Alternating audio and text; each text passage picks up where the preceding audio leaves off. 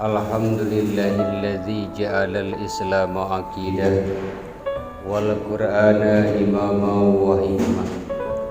Asyhadu an la ilaha illallah wa asyhadu anna muhammadan rasulullah. Allahumma fassalli wa sallim ala sayyidina Muhammad ibn Abdillah wa ala alihi wa sahbihi wa mawala. Marilah kita sama-sama meningkatkan kualitas keimanan serta ketakwaan kita kehadirat Allah Subhanahu wa taala. Karena hanya bekal keimanan dan ketakwaan yang akan mampu mengantarkan kita meraih kebahagiaan yang hakiki, kebahagiaan yang sebenarnya, baik itu kebahagiaan pada saat kita di dunia ataupun kebahagiaan kelak di akhirat. Alhamdulillah, kita telah melewati momen-momen terbaik di bulan Zulhijjah ini, yaitu salah satunya adalah momen di mana adanya hari raya Idul Adha atau juga dikenal hari raya Idul Kurban.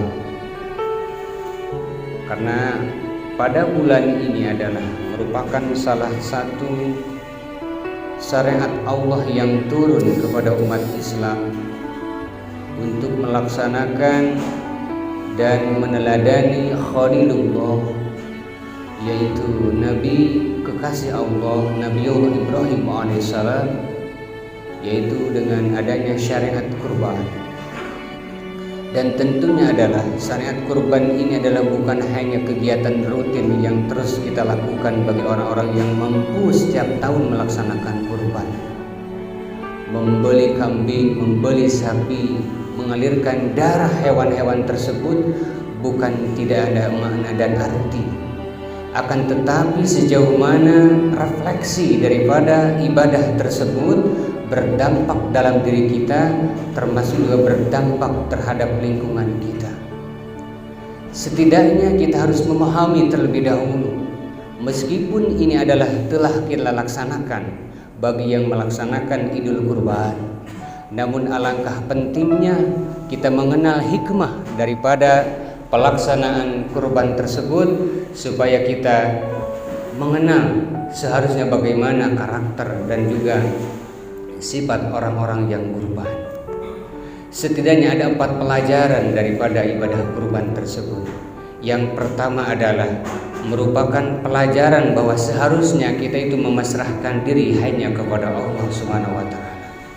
Hal ini Allah tegaskan dalam surat Al-An'am ayat 162 yang berbunyi, Qul inna salati wa nusuki wa mahyaya wa mamati lillahi rabbil alamin. Katakanlah, inna salati, sesungguhnya salatku, wa nusuki, dan sembelihanku, wa mahyaya, dan hidupku, wa mamati, dan matiku, lillahi rabbil alamin. Dari ayat ini ada lafaz yang harus kita garis bawahi, bahwasanya wa nusuki, di situ ada kalimat wa nusuki. Sebagian tafsir di situ menjelaskan bahwa di sana adalah sesembelihan atau sembelihan, artinya yang dipotong pada saat berkurban, pada hari raya berkurban atau hari raya Idul Adha atau hari raya Tasyrik. Ini jangan sampai adalah faktor keterpaksaan, rasa malu, apalagi ingin dipuji oleh yang lain, atau karena faktor rutin saja kalau tidak dilaksanakan itu menjadi tidak enak. Bukan itu motivasinya, tetapi yang terbaik adalah motivasinya adalah lillahi rabbil alamin, semata-mata karena berharap kepasrahan diri kita kepada Allah Subhanahu wa taala. Kemudian pelajaran yang kedua daripada pelaksanaan kurban itu, yaitu adalah menunjukkan bukti syukur kita kehadirat Allah Subhanahu wa taala. Makanya Allah terangkan dalam surat Al-Kautsar, Inna a'tainakal kautsar fasalli li rabbika wanhar inna syani'aka huwal abtar. Inna a'tainakal kautsar, sesungguhnya kami telah memberimu nikmat yang banyak.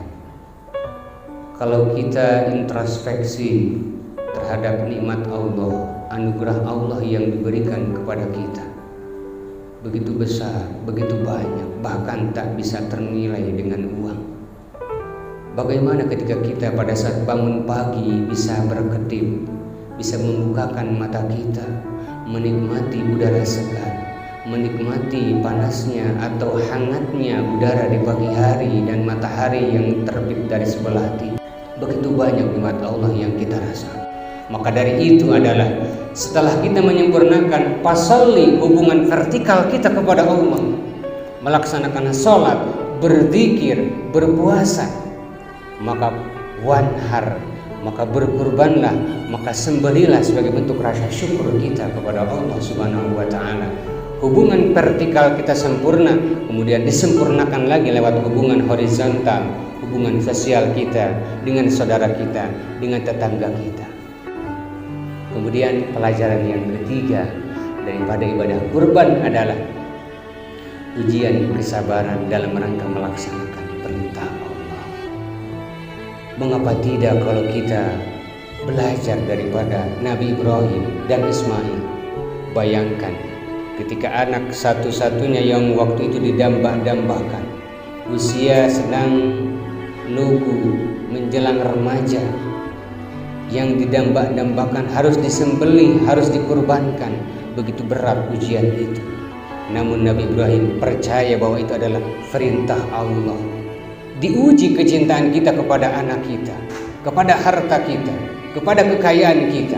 Terbukti ternyata Nabi Ibrahim mampu mengalahkan semua itu, mampu lolos daripada ujian itu. Ketika Nabi Ibrahim bertafakur, ada istilah tarwiyah, merenung, kemudian Arafah, disitulah mengenal bahwasanya ini adalah perintah Allah, sehingga disampaikanlah kepada anaknya, ya bunayya inni ara fil manami adbahuka, wahai anak, ayah bermimpi menyembelihmu. Pandur madza taro, bagaimana menurutmu wahai anak, wahai Ismail? Apa yang dikatakan Ismail mendengar jawaban itu, mendengar pernyataan itu, mendengar pernyataan ayahnya Ibrahim alaihissalam. Nabi Ismail menjawab, wa qala ya abati fa'al ma tu'mar satajiduni insya'allahu minas sabirin. Jawaban Ismail begitu mencengangkan, wahai ayah, kalau memang itu perintah Allah, maka laksanakanlah ayah, kurbankanlah aku ini. Satajiduni insyaallah minas sabirin, maka kau akan menemukanku menjadi bagian daripada orang-orang yang sabar. Maka kesabaran Ibrahim diuji, kesabaran Ismail diuji dalam rangka sabar menaati perintah Allah. Maka dua-duanya juga lolos dari ujian itu. Bahkan ketika berita ini disampaikan kepada Siti Hajar, ibunda Ismail, ternyata lolos juga. Nah, sekarang adalah pelajaran bagi kita, sejauh mana kita sabar menghadapi perintah Allah. Harus bangun subuh, harus mengeluarkan harta kita untuk berinfak ataupun sedekah. Maka ini ada ujian, sabar beribadah, taat melaksanakan perintah Allah Subhanahu wa Ta'ala. Itu pelajaran yang ketiga. Satu lagi, setidaknya ada empat. Yang keempat adalah pelajaran memupuk ketakwaan kita kepada Allah Subhanahu wa Ta'ala. Karena Allah itu adalah tidak melihat bulunya, darahnya. Allah itu tidak menerima itu. Tetapi yang diterima dari orang yang kurban adalah walaki yanaluhut taqwa minkum. Tetapi Allah menerima daripada karakter ketakwaan daripada orang-orang yang kurban tersebut. Mudah-mudahan kurban yang telah kita lewati, momennya, yang melaksanakannya, yang melihat, yang menyaksikannya, termasuk juga yang menerimanya adalah mampu bertafakur, sehingga bagaimana dengan ibadah tersebut menjadikan kita bertambah keimanan dan ketakwaan kepada Allah Subhanahu wa taala.